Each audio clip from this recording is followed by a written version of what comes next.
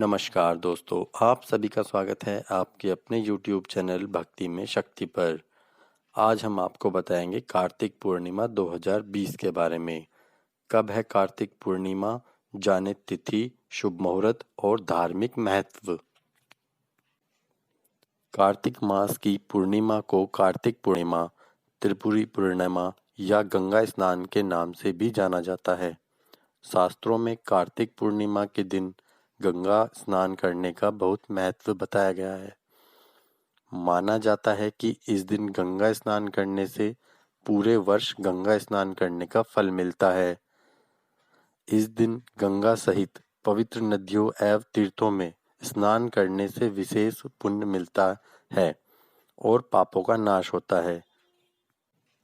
आइए जानते हैं कार्तिक पूर्णिमा की तारीख, मुहूर्त और धार्मिक महत्व। कार्तिक पूर्णिमा 2020 30 नवंबर को है। हालांकि पूर्णिमा तिथि 29 नवंबर से ही लग जाएगी, जो 30 नवंबर को समाप्त होगी। कार्तिक पूर्णिमा का मुहूर्त 2020 में पूर्णिमा तिथि प्रारंभ 29 नवंबर रात 12:47 से पूर्णिमा तिथि समाप्त होगी 30 नवंबर रात 2:59 पर। गंगा स्नान 30 नवंबर को ही होगा। कार्तिक पूर्णिमा व्रत और धार्मिक कर्म। कार्तिक पूर्णिमा पर गंगा स्नान, दीपदान, होम, यज्ञ और ईश्वर की उपासना का विशेष महत्व है। इस दिन किए जाने वाले धार्मिक कर्मकांड इस प्रकार हैं। कार्तिक पूर्णिमा के दिन प्रातःकाल जागकर व्रत का संकल्प लें और किसी पवित्र नदी, सरोवर या कुंड में स्नान करें। इस दिन चंद्रोदय पर शिव, संपूति, सताती, प्रीति, अनुसुईया और क्षमा, इन 6 कृत्यों का पूजन अवश्य करना चाहिए। कार्तिक पूर्णिमा की रात्रि में व्रत करके बैल का दान करने से शिव पद प्राप्त होता है। गाय, हाथी, घोड़ा, रथ और घी आदि का दान करने से संपत्ति बढ़ती है। इसे भेड़ का दान करने से ग्रह योग कष्ट का नाश होता है।